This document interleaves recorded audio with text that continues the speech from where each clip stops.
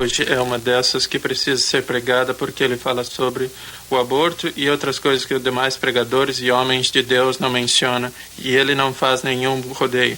Acho que ele não se preocupa em pisar no calo de ninguém, e eu gosto desta pregação.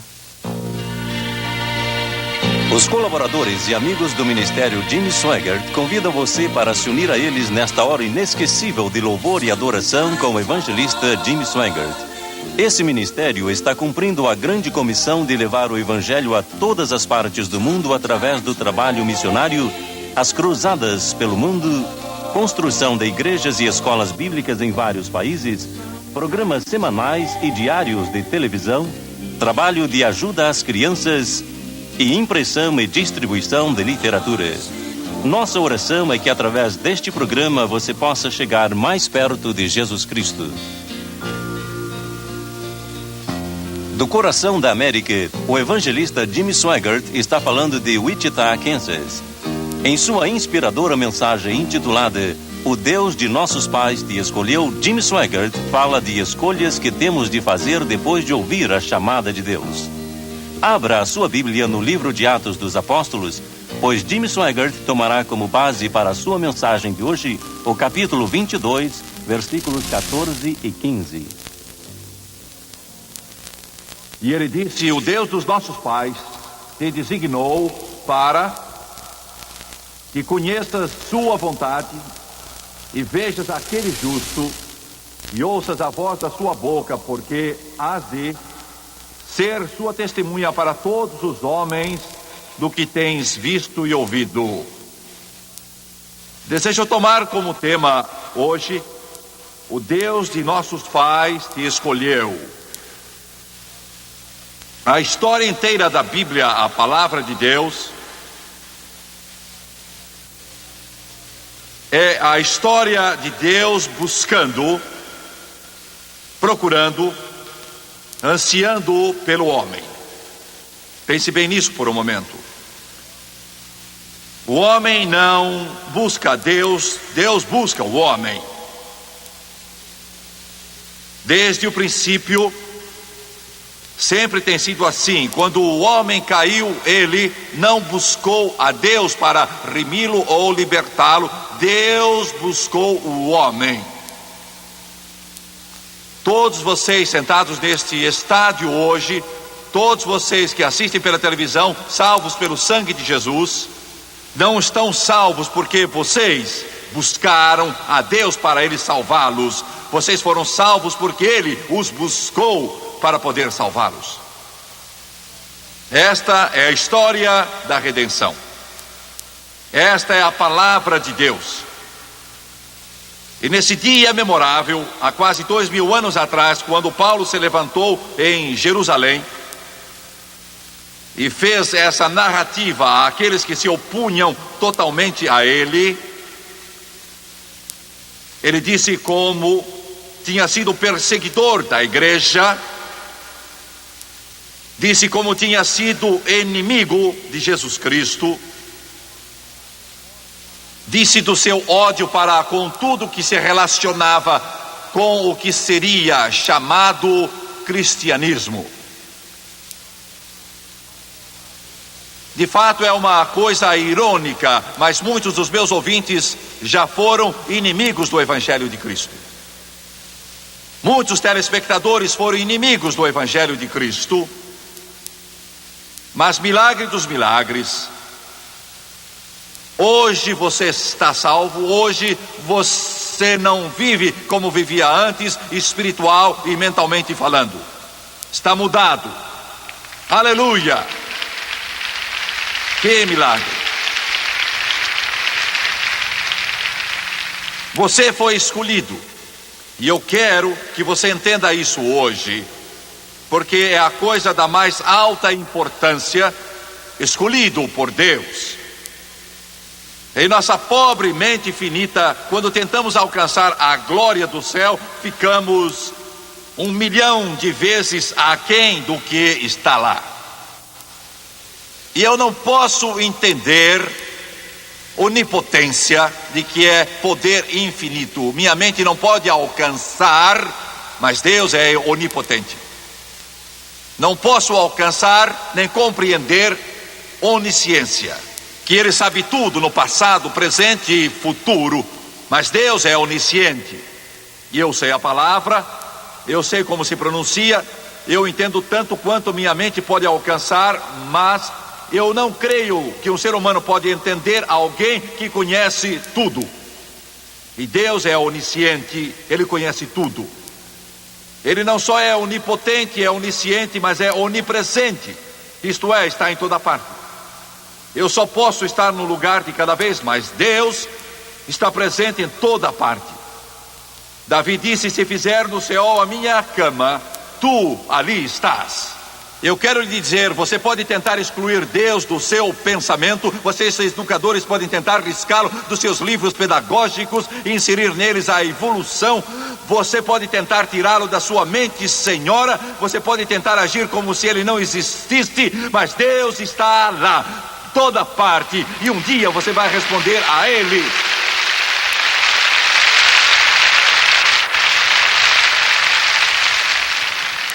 E eu não sei o que acontece no céu quando Deus escolhe. Mas Ele disse a Ananias: diga a Paulo que eu o escolhi. Ele era chamado Saulo, então, o seu nome hebraico. Paulo é o nome em grego. Escolhido. Eu estava numa reunião há anos atrás. Um pastor amigo, entre outros, estava atrás de mim. Após o culto daquela noite, foi em Little Rock, Arkansas. Ele chegou a mim e disse: quero lhe dizer uma coisa, Jimmy. O seu nome era Henry Colbreth. Ele era pastor da pequena igreja em que minha família foi salva anos atrás, quase meio século. Ele era o pastor daquela pequena igreja em que eu cresci, uma igreja bem pequena no nordeste da Louisiana. E ele disse: eu vou lhe dizer algo que talvez você não saiba. Ele disse: eu estava numa reunião de oração. Isso aconteceu há mais de 40 anos atrás. E ele citou pelo nome duas das senhoras que estavam na reunião. E ele disse: sua mãe estava lá, seu pai estava lá, sua avó estava lá, sua tia Irene estava lá, e você estava lá. 2 ou 3 outros meninos estavam lá também. Era uma reunião de oração, como as igrejas costumavam ter, e algumas ainda têm. E ele disse: estávamos orando, buscando a Deus, só esse pequeno grupo, nessa pequenina igreja, nessa pequenina cidade. E alguém começou a falar em línguas. E então houve a interpretação, e naquela interpretação foi dito que havia uma pessoa naquele grupo que iria alcançar o mundo todo com o Evangelho. Queria tocar nação após nação, após nação, após nação. E ele estava ali com lágrimas nos seus olhos e disse: quando eu ouvi a interpretação e olhei para aquele grupo diminuto, eu disse em meu coração, mesmo nada dizendo, não acreditei na interpretação. E ele disse: eu olhei para sua avó e ela estava em idade avançada. E eu olhei para outra senhora, ela já era idosa. Eu olhei para sua mãe e seu pai. Eu os amava muito, mas tinha minhas sérias dúvidas que eles cumprissem essa profecia. Ele disse: eu olhei para você e para os outros 2 meninos, e vocês estavam descalços. Ele disse: você estava com uma camiseta, você tinha só 8 anos. Um garoto. E eu disse: eu olhei para essa reunião e pensei: oh Deus, não é possível que haja alguém aqui que cumpra essa profecia. Mas ele estava ali com lágrimas nos olhos e disse: mas agora eu sei que a profecia era real e vinha de Deus. Fiquem sabendo disso. Vocês que estão aqui, os que assistem pela televisão, vocês podem não entender como isso é importante para mim. Você foi escolhido. Você entende isso? Você compreende? Escolhido por Deus.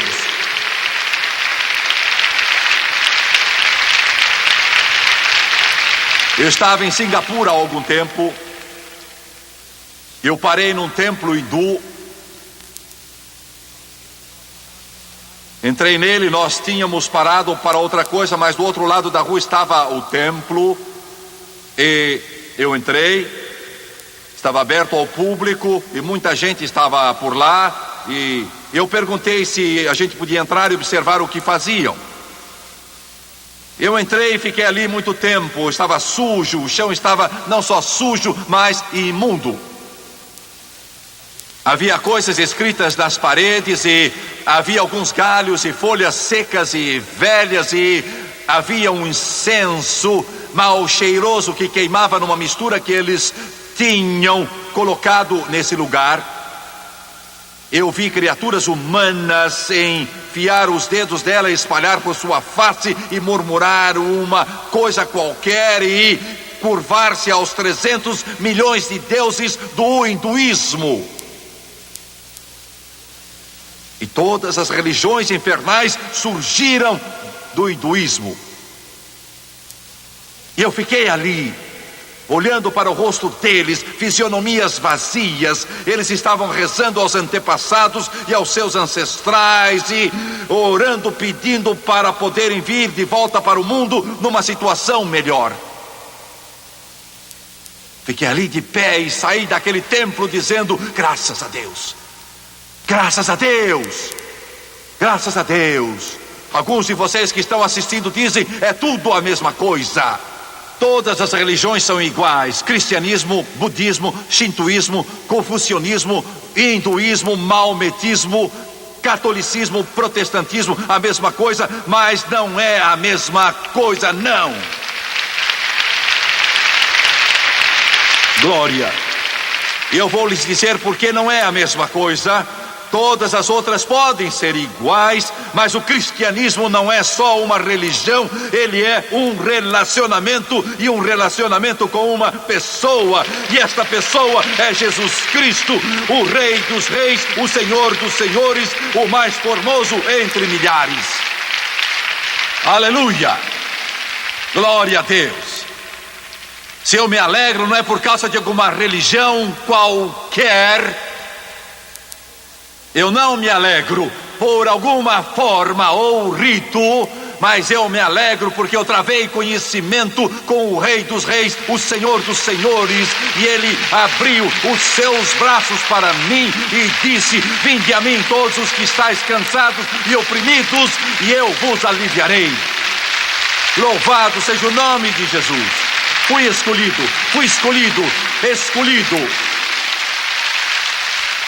E vocês que se intitulam de jornalistas querem me fazer parar, mas o inferno vai congelar antes que vocês calem a voz que sai do meu peito e que clama que Jesus Cristo é o mesmo ontem, hoje e para sempre.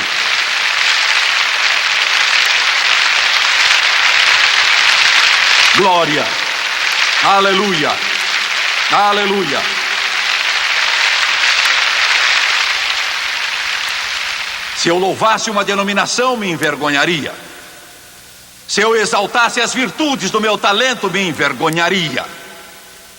Se eu comprasse um ingresso para ouvir um desses artistas de rock efeminados que andam por aí cantando suas músicas, então me envergonharia. Oh, mas quando eu clamo por Jesus e o proclamo e me curvo a seus pés e digo: Ele é Senhor, não me envergonho e nunca me envergonharei. Ele me escolheu. Graças a Deus que eu não estou esperando voltar reencarnado em um macaco ou outro bicho. Graças a Deus, meus ancestrais não estão por aí em forma de um elefante, um boi ou uma vaca. Graças a Deus, minha mãe está com Jesus hoje, andando pelas ruas da glória celestial, porque conheço Jesus, o Rei dos Reis, o Senhor dos Senhores. Fui escolhido. O Deus de nossos pais me escolheu. Aleluia. Oh, eu sinto assim, Senhor, eu sinto assim.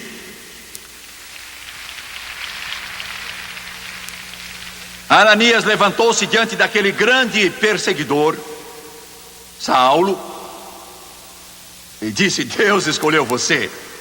Você vai mudar de direção. Alguns de vocês estão sentados aí na poltrona, em frente da televisão. Você gosta da cerveja, de vinho e de mulheres, não é mesmo? Gosta de apostar em cavalos e outras coisas. Mas alguma coisa vai tocar você. Vai mudar o seu coração, vai mudar sua vida, vai mudar sua direção. Sim, porque Deus escolheu você. Glória, aleluia. Alguns dos homens, as esposas têm orado por vocês por muito tempo, mas Jesus vai tomar conta de você e vai mudar você, vai mudar você, vai mudar você.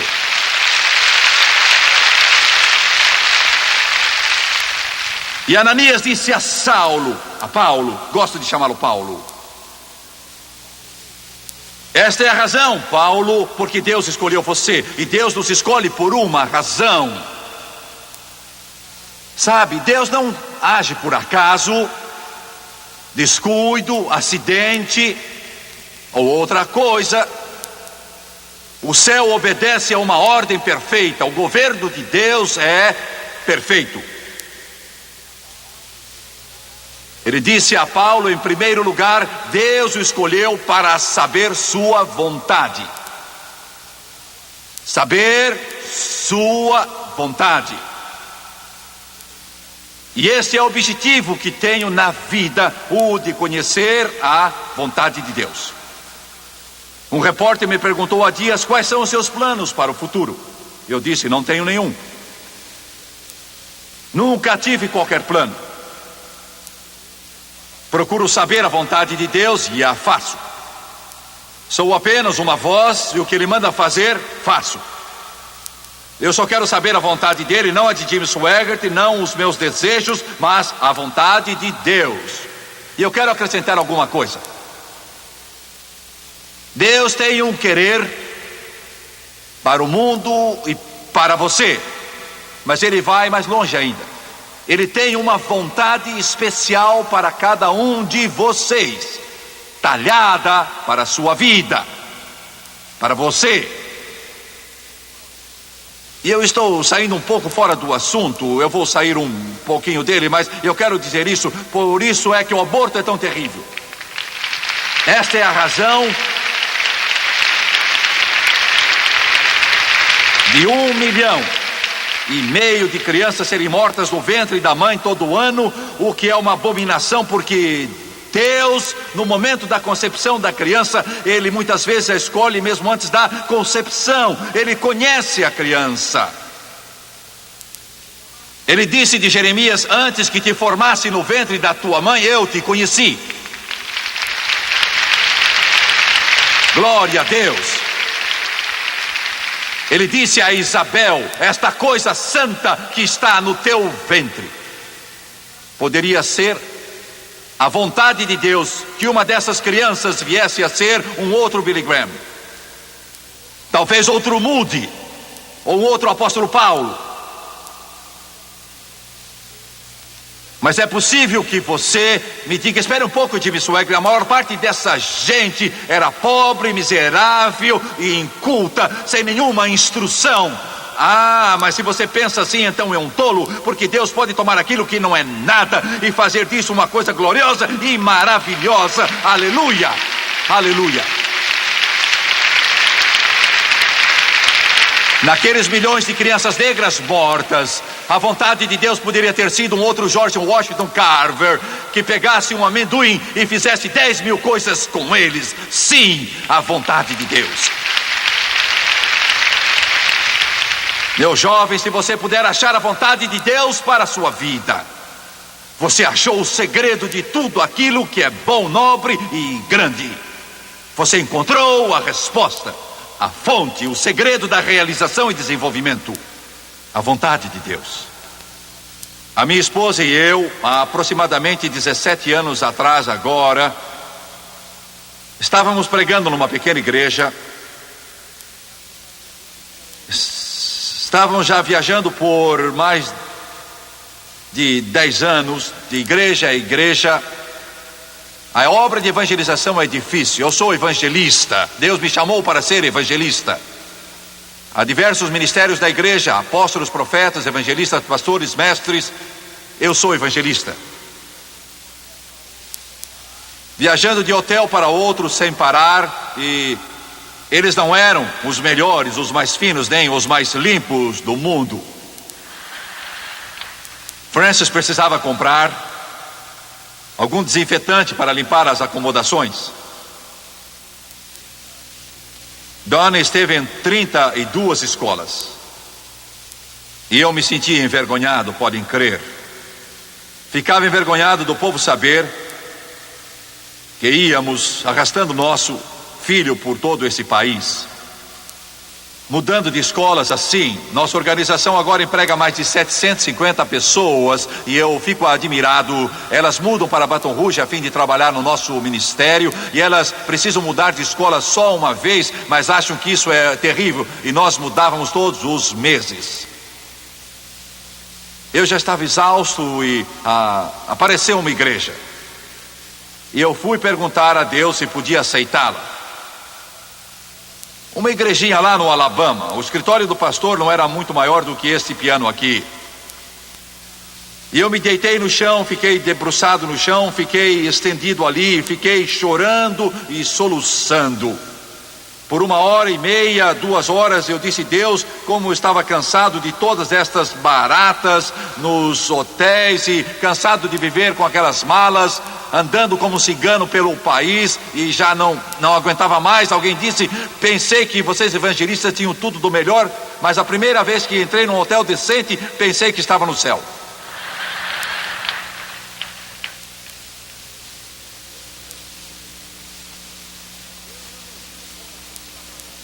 Deus me ouviu por aproximadamente 1 hora. Eu disse: Senhor, eu queria ter aquela igreja, mas graças a Deus eu tive juízo para dizer mais uma coisa. Eu disse: Senhor, eu tenho ouvido desde a minha infância que tu tens aquilo que se chama vontade permissiva, mas se é isso que tens para mim, eu não quero. Quero a vontade perfeita. É isso que eu quero, para eu conhecer a agradável e perfeita vontade de Deus. Porque naquele tempo eu não sabia nada de rádio. Eu não sonhava que esse ministério estaria em 600 estações de rádio diariamente no mundo. Eu não sonhava que estar em 750 estações de televisão. Eu não sonhava que nossa obra missionária ia se estender por 138 países deste planeta. Eu não sonhava que Deus nos levaria a construir igrejas, escolas bíblicas, escolas para crianças, mandar missionários ao mundo. Eu nunca sonhei isso. Não sonhava que Deus ia nos levar a alcançar milhões com o evangelho de Jesus Cristo. Eu não sabia disso, mas Deus sabia. E quando eu disse: quero a tua perfeita vontade, Ele me falou e disse: eu chamei você para ser um evangelista. Eu não suspendi a chamada. Faça a obra de um evangelista. Eu fiquei perturbado, mas Ele nunca falou nada sobre aqueles hotéis. Ele nunca falou nada sobre o Dani. Nada. Graças a Deus eu aceitei o que Deus me disse. Ou este ministério, o que ele faz para Jesus, não estaria aqui hoje. E então Ananias disse a Saulo: não só você deve conhecer a vontade de Deus, mas notem esta expressão. Ele disse: você precisa ver o justo. A palavra justo quer dizer reto. Você precisa ver aquele que é reto. Em muitas cartas que Paulo escreveu, e eu quero mencionar o que ele escreveu aos Filipenses, ele disse: Paulo e Timóteo vos saúdam em Jesus Cristo. E Paulo disse essas coisas, se você observar como ele endereça todas as suas cartas, quase todas. Quando você lê em hebraico ou grego, mas especialmente no hebraico, você vai descobrir alguma coisa. Quando Paulo disse: Deus os abençoe em nome de Jesus Cristo, ou algo assim, não é esta a palavra. Em hebraico, Jesus é Josué. Então Paulo diz saudações em nome de Josué. Cristo em grego é ungido. Paulo disse: eu envio saudações no nome de Josué, ungido de Deus. Quando ele usa a expressão Senhor Jesus Cristo, é como se dissesse: eu o saúdo em o nome do exaltado Josué, o que foi ungido. Quer dizer, não um homem, mas o Messias. E saibam de uma coisa: pouco a pouco hoje, mesmo na mensagem pentecostal, mesmo nos meios fundamentalistas, estamos nos afastando do que Ananias disse a Paulo, isto é, que ele visse aquele que é justo. Estamos tentando resolver nossos problemas hoje com psicologia, com psiquiatria, com terapia e conselho. Tentamos resolver nossos problemas com educação aprimorada. Tentamos resolver nossos problemas com esforço e capacidade humana, e esses problemas não se resolvem.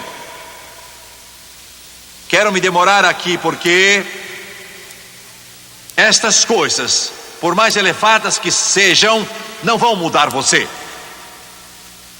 A psiquiatria não pode mudar você, a psicologia não pode mudar você, mas quando você vê a face de Jesus, quando você vê a face de Jesus Cristo, quando você vê o Rei dos Reis e Senhor dos Senhores, quando você vê aquele que é justo e que é reto, depois que o vir, você nunca mais será o mesmo em toda a sua vida.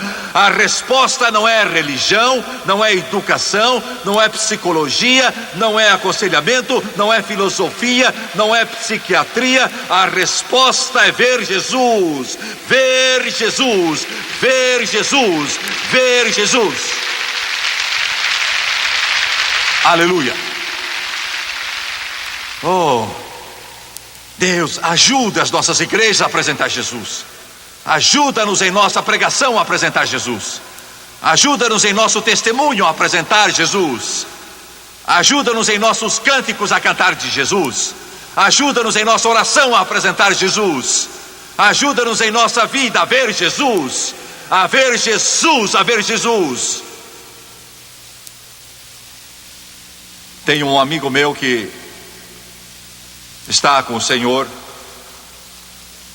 Esteve 11 anos na África como missionário. Ele estava visitando a Libéria, na África, uma vez, pregando numa colônia de leprosos. Estava num edifício isolado, centenas de africanos asilados ali.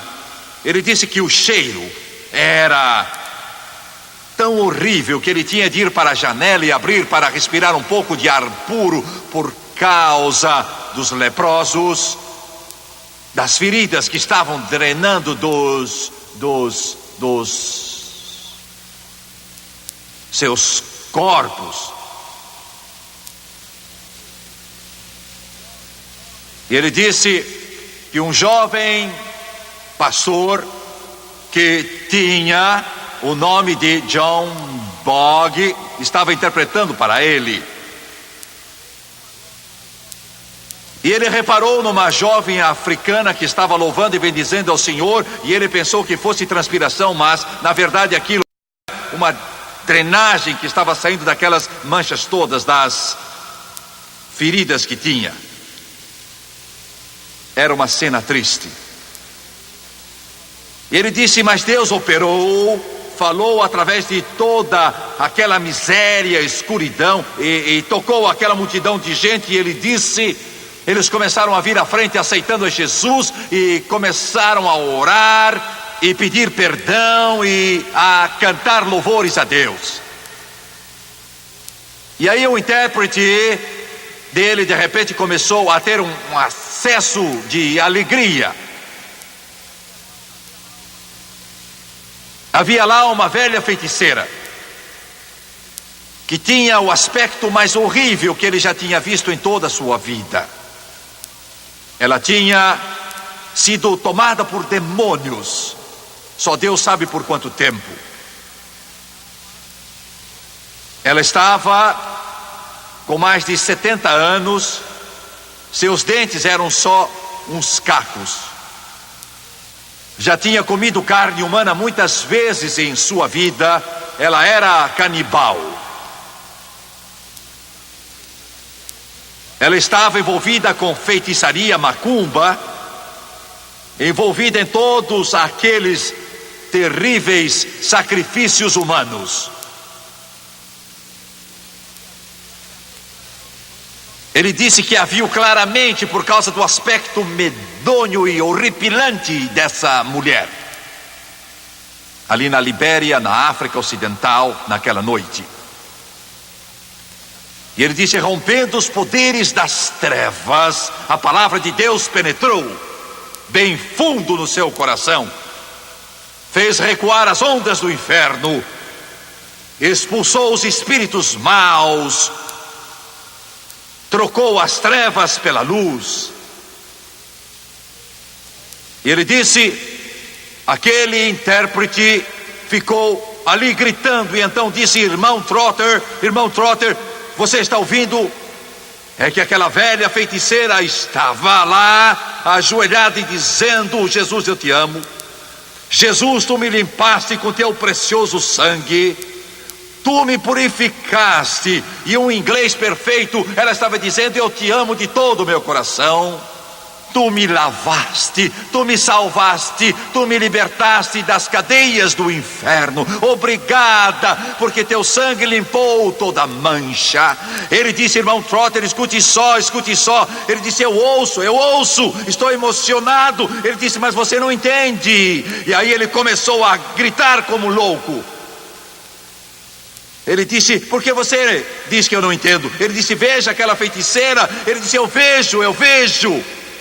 Ele disse: mas você não está entendendo, irmão Trotter. Esta mulher não sabe uma palavra em inglês. Ela nem sabe dizer bom dia em inglês. Jesus a salvou e a batizou no Espírito Santo.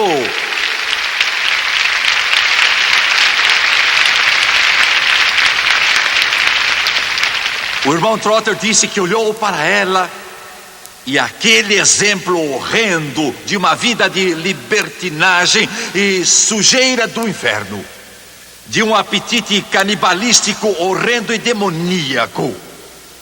Ele disse: aquele rosto de feiticeira começou a iluminar e brilhar. Quando a glória de Deus desceu sobre ela, ele disse: não vou dizer que ela ficou bonita, mas a glória cobria toda a sua fisionomia e literalmente brilhava. O que está dizendo, digo que muitas igrejas não entendem e muitos pastores não sabem do que falo, nem a maioria dos cristãos sabe. Ela viu Jesus Cristo, ela teve um vislumbre do Rei dos Reis e Senhor dos Senhores. E amigo, quando você vê Jesus o justo, você muda para todo sempre. Você entende isso? Você muda para sempre. Eu quero que você entenda uma coisa. Você diz: estou cheio de religião. Amigo, eu também estou cheio. Você diz: estou cheio de pregadores mortos, pregando sermões mortos a igrejas mortas. Eu também estou cheio.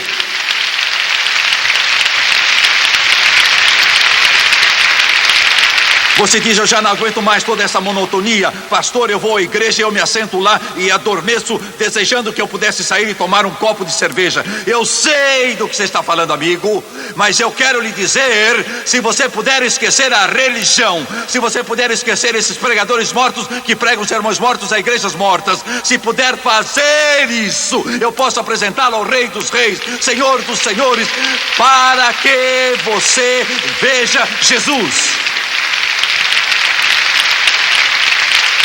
E amigo, quando você ouvir, você nunca mais será o mesmo. Quando você ouvir, você nunca mais será o mesmo.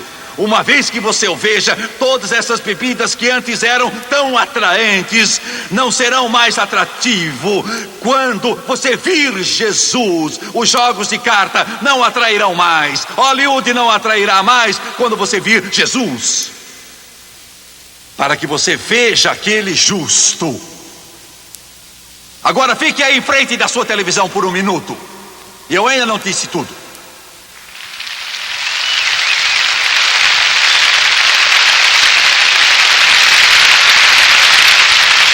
O Jesus do qual eu falo, o Rei dos Reis, o Senhor dos Senhores do qual eu falo, não é um desses cristos efeminados que aparecem nos quadros. Não é um desses cristos que estão pregados num crucifixo no painel do seu carro ou pendurados no seu pescoço. Não estou falando de um Jesus histórico que vive em algum livro de história empoeirado. Estou falando de um Jesus que está vivo hoje. Estou falando de um Jesus que é a videira verdadeira e o quarto homem no meio da fornalha ardente. E desse Jesus que ascendeu aos céus e os anjos anunciaram que ele vai voltar de novo. O Jesus que quebra as cadeias, as correntes, os grilhões da morte, que vence o vício da heroína, o vício da maconha, o vício da cocaína, o vício do álcool, e pode erguer você e libertar você. Desse Jesus é que eu estou falando.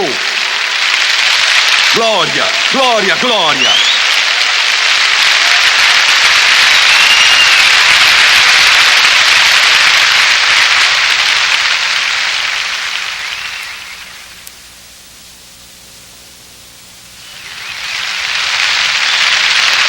Aleluia, aleluia. Estou falando de Jesus, falando de Jesus. Semana passada, um amigo muito chegado disse: Jim Swaggart, eu tenho falado de Cristo a um irmão meu que mora pegado a mim há meses, meses e meses. E ele odiava você.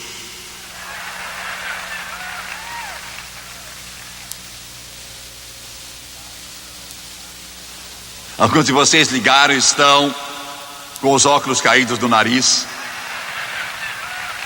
assistindo.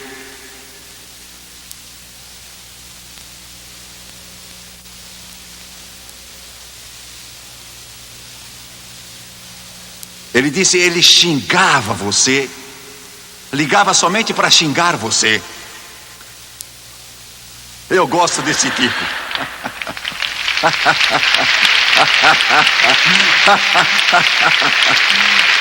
Ao menos eles têm um pouco de vida. Outros só ficam sentados.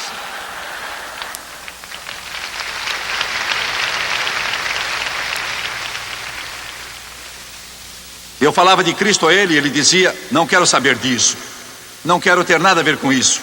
A esposa dele se converteu, aí piorou tudo.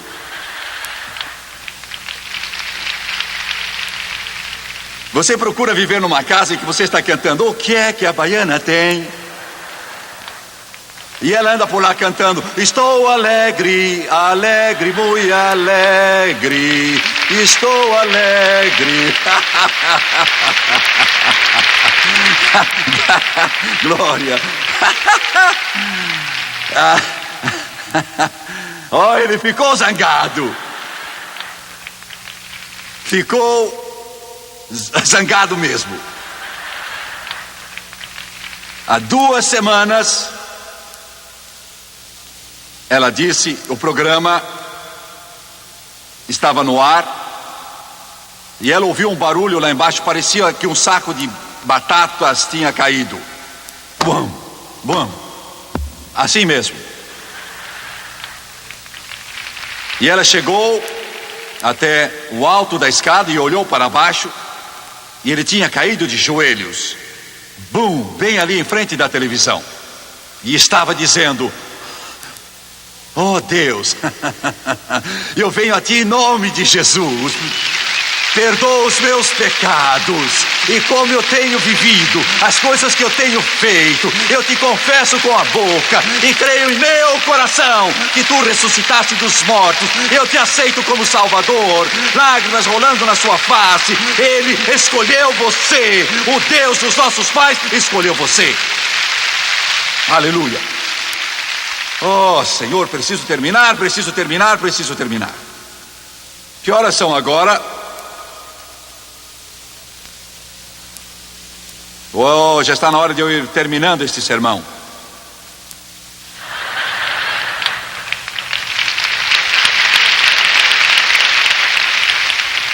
Não só conhecer sua vontade, não só ver aquele justo, mas ouvir a voz da sua boca.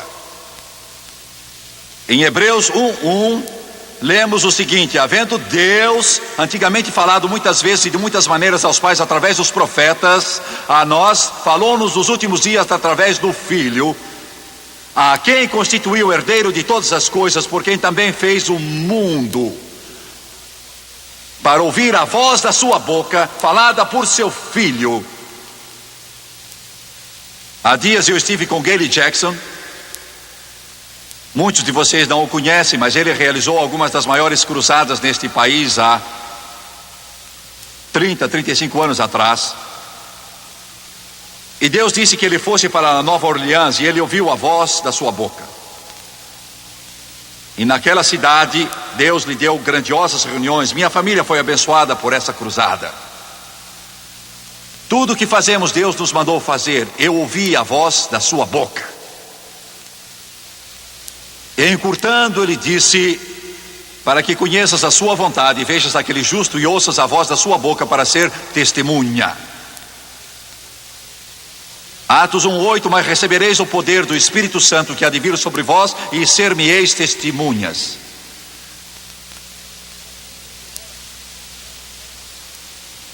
Quando eu era menino, garoto, uma senhora veio à nossa igreja.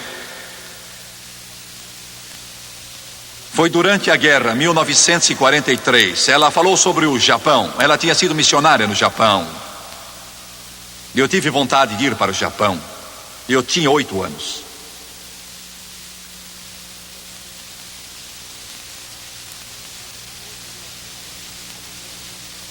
Há 28 anos, Francis e eu ouvimos Phil Hogan falar sobre a China. E eu quis muito ir para a China como missionário.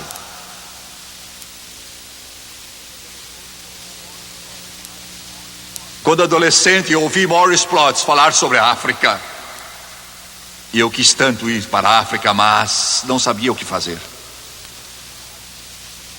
Todo missionário que eu ouvi, eu queria ir para aquele país para ser testemunha.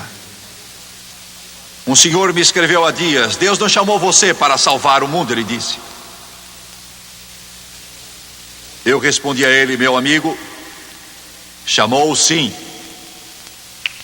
E é o que estou tentando fazer.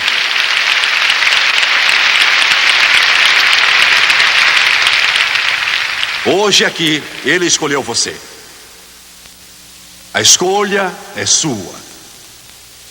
Será céu ou inferno? Será drogas ou Deus? Será Jesus ou Satanás? Ele escolheu você. O Deus de nossos pais escolheu você. Curve a cabeça, por favor.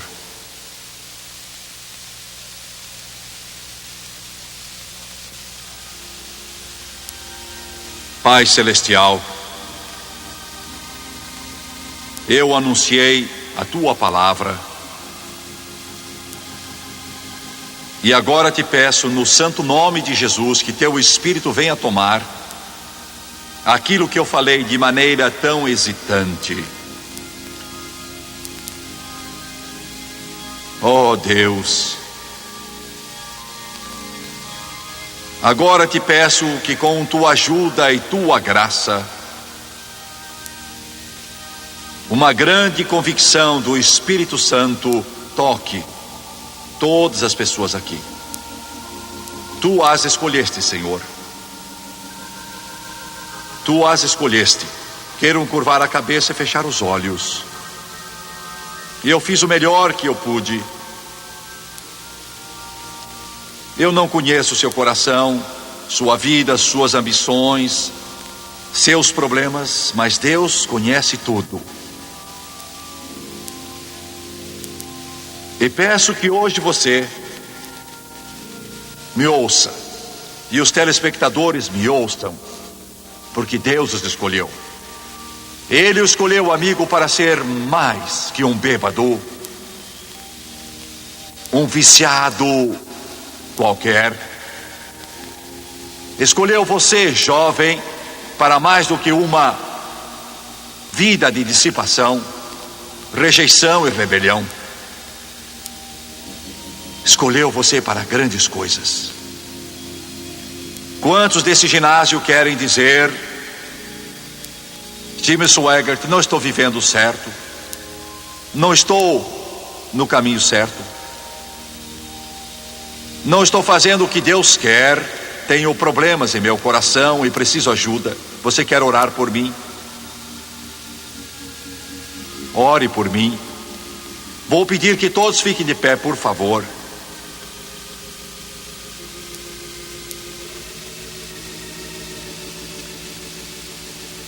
Quero que venham enquanto eles cantam.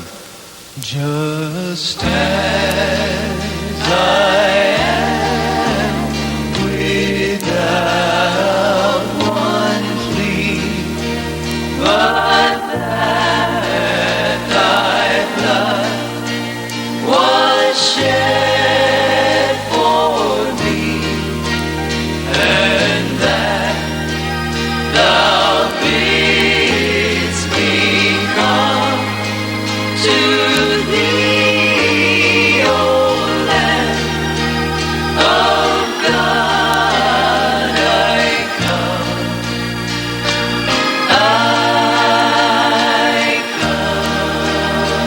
Cante outra vez, Thomas, por favor.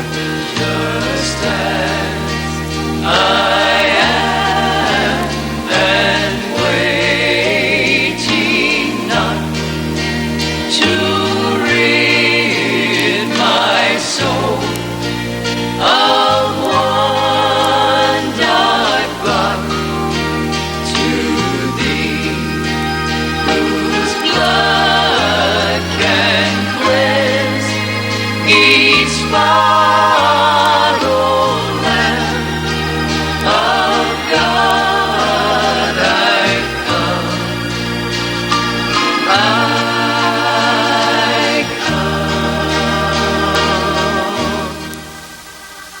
Vou pedir que vocês olhem para mim por um momento. Os que estão assistindo na televisão, eu vou pedir que ouçam também com bastante atenção.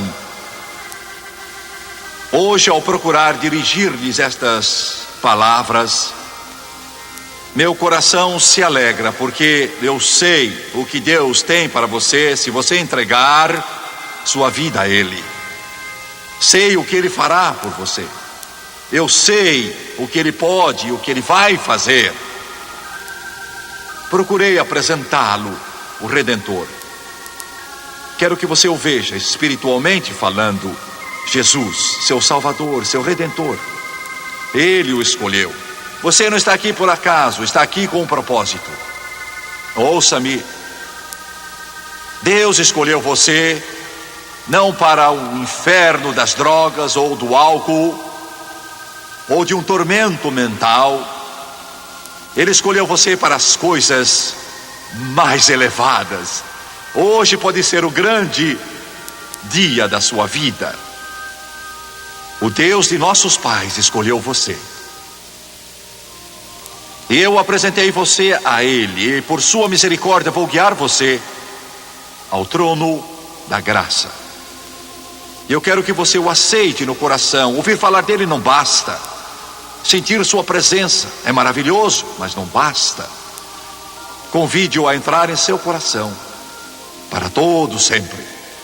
Esta decisão que está tomando, você nunca se arrependerá dela. O Deus de nossos pais escolheu você. Agora curvem a cabeça, por favor. Fechem os olhos. Vou fazer uma oração de confissão. Você não precisa fazê-la, ela não está nem na Bíblia nesses termos, mas eu vou dizer o que está na Bíblia quando orar. E eu quero que você a diga em voz alta, depois de mim, e creia nela de todo o seu coração. Esta é a sua hora, seu momento. Como Deus parou Paulo, Ele parou você. E Ele vai dar vida eterna a você. Vamos orar. Pai Celestial, venho a Ti em nome de Jesus. Estou cansado de pecar e do meu modo de viver. Quero algo melhor. Peço que Jesus entre no meu coração e quero que Ele entre hoje. Limpe-me com Teu sangue de toda a mancha. De acordo com Sua palavra, Romanos capítulo 10, com a boca eu confesso Jesus Cristo, e em meu coração eu creio que Deus ergueu Jesus dos mortos e Ele está vivo. Agora mesmo eu aceito aquele justo, aquele reto, Jesus Cristo, em meu coração. Vou viver para Ele, confiar nele e servi-lo, de acordo com a Sua palavra. Agora mesmo, neste momento, estou salvo. Aleluia! Glória ao Senhor!